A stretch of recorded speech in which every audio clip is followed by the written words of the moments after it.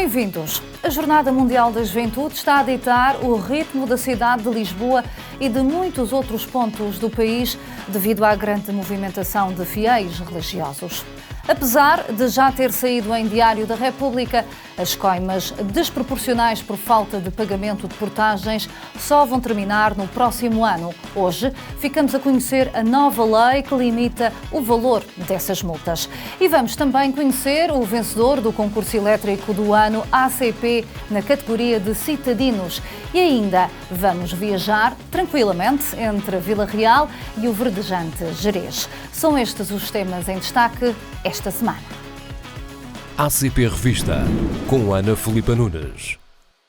O trânsito no centro de Lisboa e nas zonas abrangidas pela Jornada Mundial da Juventude tem sido complicado, isto apesar de lisboetas e quem usa os acessos à cidade estarem a conseguir fugir às grandes confusões.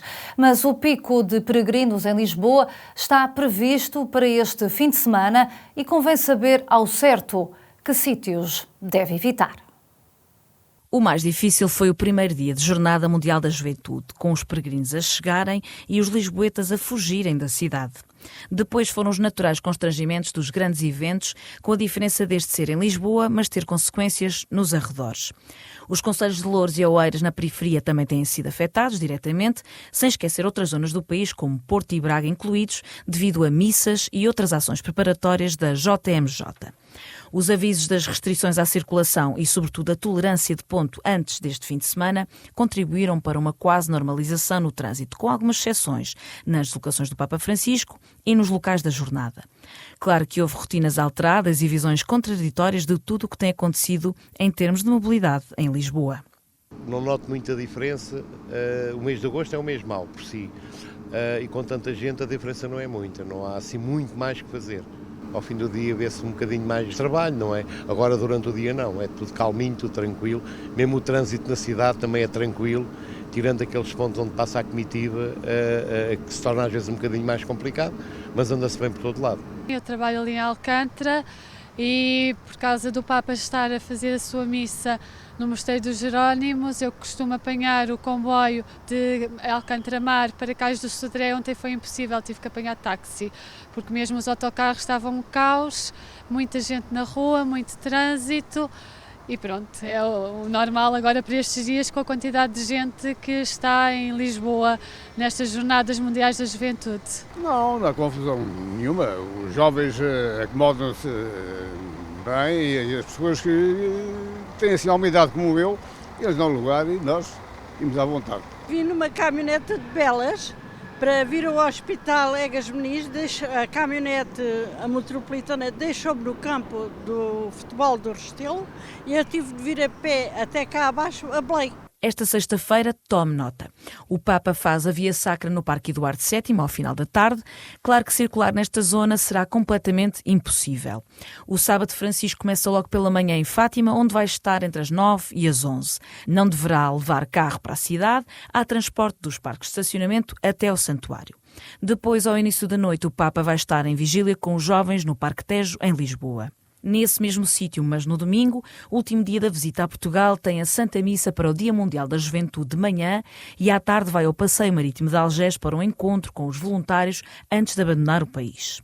O plano de mobilidade já divulgado e exibido graficamente na revista ACP continua a fazer todo o sentido para quem vive, trabalha e circula ou vai circular na capital nos dias que restam da visita do Papa Francisco. Esta primeira sexta-feira de agosto e no fim de semana não deve mesmo tentar circular no eixo central da cidade, compreendido entre as zonas do Parque Eduardo VII e a Baixa, incluindo o Terreiro do Paço. É a zona vermelha. Só para peões e em que não é permitida qualquer tipo de circulação, exceto para veículos de emergência médica ou autoridades.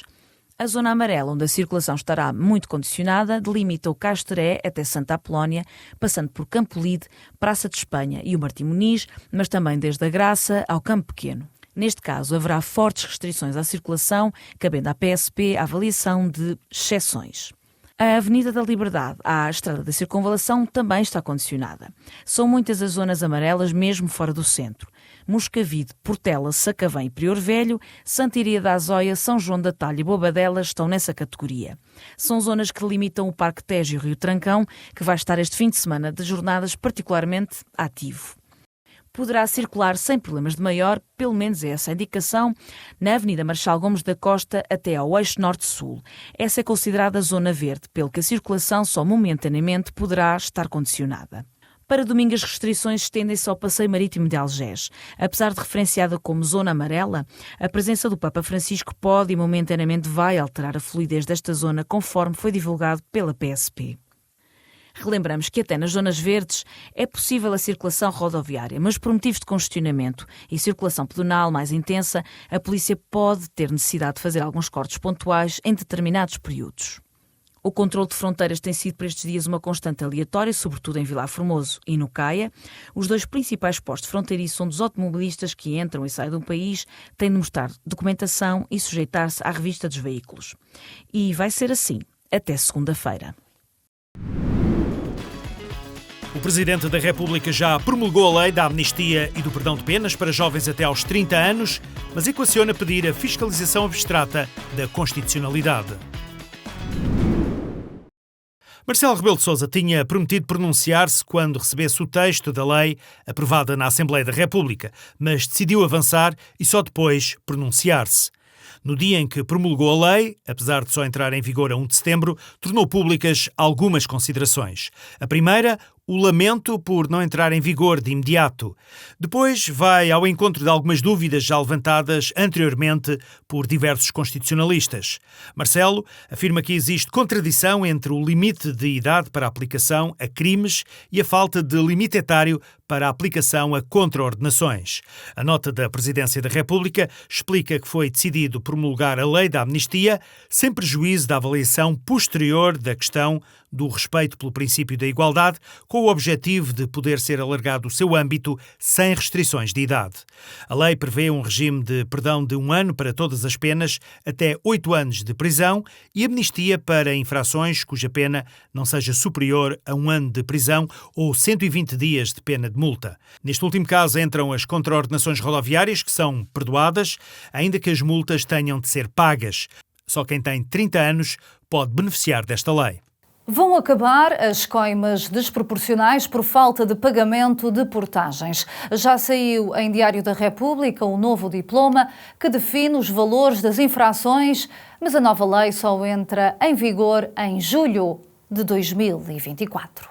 Esta lei trouxe importantes alterações, mas as que têm mais interação com os automobilistas são as que diminuem o valor da multa pela falta de pagamento de portagem, que passa a estar limitada a 5 vezes o valor da taxa de portagem, mas nunca inferior a 25 euros. Outra importante alteração tem a ver com a limitação das custas a pagar. Assim, se as infrações de não pagamento de portagens forem praticadas pelo mesmo agente, no mesmo mês, através da utilização do mesmo veículo e na mesma infraestrutura rodoviária, só poderão ser cobradas custas correspondentes a uma única infração. E estas custas sabemos que representam, por vezes, valores muito significativos. O Partido de Iniciativa Liberal, que apresentou a proposta, que ganhou força de lei na Assembleia da República, considera que terminou um pesadelo para os cidadãos e para as empresas. Estavam em causa ligeiras transgressões com custo de cêntimos ou alguns euros que se transformavam, vezes sem conta, em centenas de euros. Para o ACP, a nova lei só peca por tardia. O Automóvel Clube de Portugal chama a atenção para a data de entrada em vigor da nova lei. Este diploma só vai entrar em vigor no dia 1 de julho de 2024. Estas alterações contribuirão, a nosso ver, para uma maior equidade entre a infração cometida e a sua punição. O infrator tem 5 dias úteis para pagar as portagens, mas o prazo pode estender-se por 30 dias. Se nesse período de tempo o valor não for pago, entra em campo a Autoridade Tributária e Aduaneira.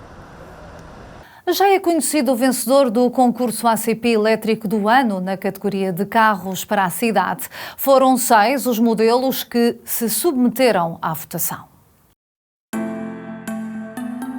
O DS3 Itense ganhou a categoria Melhor Carro Elétrico para a cidade, onde estavam a concurso os citadinos e os utilitários. Em votação estiveram 6 modelos. Os portugueses tiveram de escolher entre o Dacia Spring, o DS3 Itense, o Fiat 500i, o Nissan Leaf, o Opel Corsa i e o Smart #One. Esta foi a segunda das 4 votações que o Automóvel Clube de Portugal está a promover ao longo deste ano. A segunda fase do concurso elétrico do ano decorreu de 15 a 30 de julho e foi muito concorrida. No mês de outubro abre a terceira fase de votação, na qual será eleito o melhor carro elétrico para a família. O carro mais votado das 4 categorias será o elétrico do ano. O vencedor é revelado em janeiro de 2024.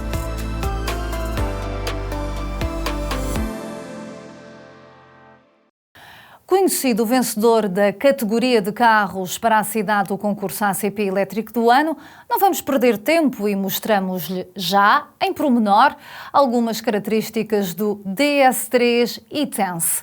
É a rúbrica Ao Volante.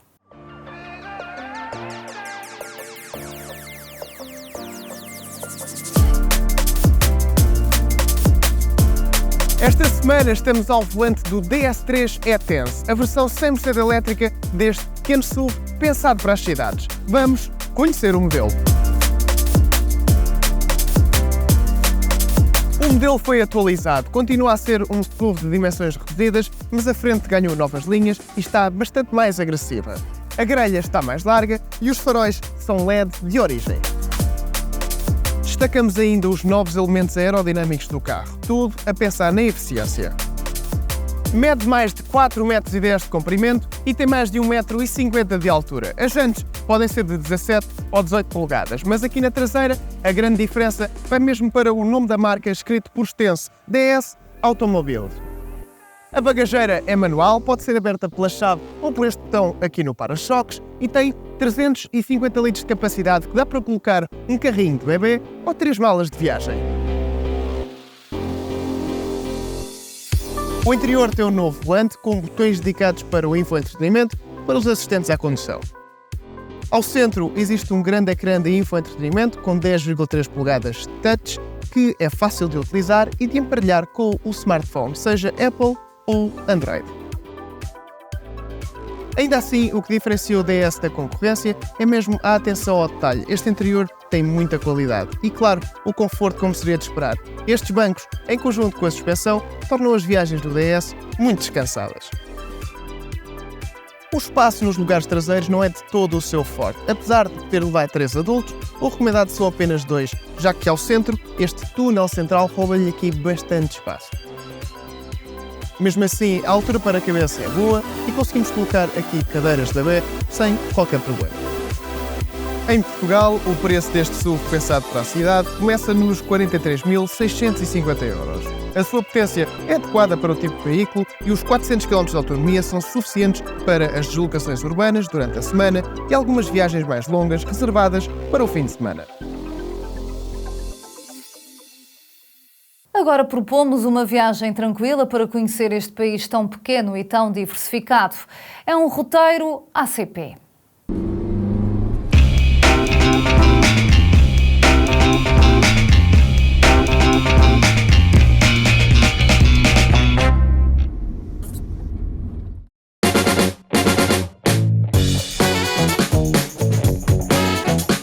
Depois de um passeio pela cidade histórica e culturalmente rica de Vila Real e já testados com escovilhetes e cristas, ícones da tradição gastronómica da capital de Trás-os-Montes, saímos pela paisagem rural da Nacional 15. Vamos ao encontro do Parque Natural do Alvão e descobrimos as fisgas de Ermelo, quedas de água das maiores da Europa, que por esta altura são uma deliciosa frescura. Esta é a Estrada Nacional 304, que nos leva a Mondim de Basto. Todos os anos é pista para a Volta a Portugal, que sobe até à Senhora da Graça. De carro custa, imagino de bicicleta. No alto dos 1000 metros, reedificada sobre as ruínas de uma antiga ermida, fica a Capela do Santuário. Agora, já na Nacional 304 e deixada para trás a Vila de Mondim, entramos nas terras de Basto. Em Cabeceiras, havendo tempo, merece paragem o imponente mosteiro barroco de São Miguel de Refojos. Seguimos pela Estrada Regional 311. Vamos entrar nas terras do Barroso, designação remota para Montalegre, para os concelhos de Montalegre e Boticas. Seguimos ao encontro da barragem da Venda Nova, alimentada pelo rio Rabagão. Os quase 100 metros de altura da barragem estão precisamente entre os municípios de Montalegre e Vieira do Minho. Estando aqui, merece também visita a Ponte da Miserela. A latada das uvas verdes viçosas dá-nos as boas-vindas. Depois, depois temos de sair do carro e esticar as pernas para chegar lá. Não terá sido nada fácil às tropas de Napoleão passarem por aqui. A Ponte da Miserela, ou Ponte do Diabo, é um lugar mítico, sagrado e mágico na cultura popular. Conta-se por estes lados que as grávidas com medo de abortarem, acompanhadas pelo marido e familiares, dispõem-se a pernoitar na ponte e aguardam pela primeira pessoa que passar por aqui, por sua vez será convidada a apadrinhar a futura criança. E com isto, já chegados ao Gerês, fizemos cerca de 120 km com o C5 Aircross da Citroën. Em pleno tempo de férias e bom tempo, vamos olhar agora para a agenda destes dias. Começamos em Inglaterra. Silverstone, uma das pistas mais prestigiadas e com mais de 60 anos de história, recebe neste primeiro fim de semana de agosto as emoções do Mundial de Motociclismo, onde corre o piloto ACP Miguel Oliveira. Neste mesmo fim de semana, a Stock Car no Brasil. É uma competição inspirada na NASCAR norte-americana e onde correm alguns nomes bem conhecidos, como os de Nelson Piquet Jr. e Felipe Massa, ex-pilotos da Fórmula 1. Molsheim, em França, é a sede da famosa marca de superdesportivos Bugatti e todos os anos tenta recriar os gloriosos dias de rally dos anos 60, 70 e 80 com o Alsace Rally Festival. Este ano acontece no fim de agosto. É assim que fechamos esta revista ACP. Já sabe, conto consigo para a próxima semana e, se for caso disso, boas férias.